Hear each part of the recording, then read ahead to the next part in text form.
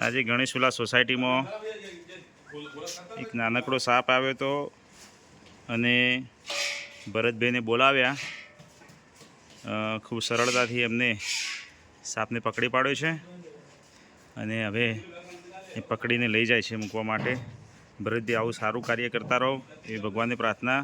ગોગા મહારાજ મહાદેવ તમારી રક્ષા કરે, માતાજી ખૂબ તમને સારી રક્ષા કરે એવી શુભકામનાઓ.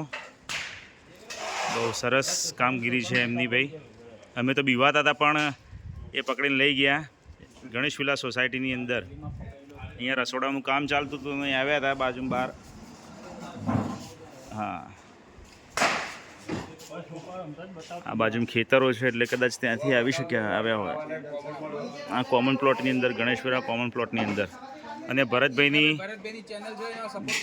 ભરત પ્રજાપતિ કરીને ચેનલ છે, જેની અંદર આવા જે અવનવા વિડીયો એમના હોય છે.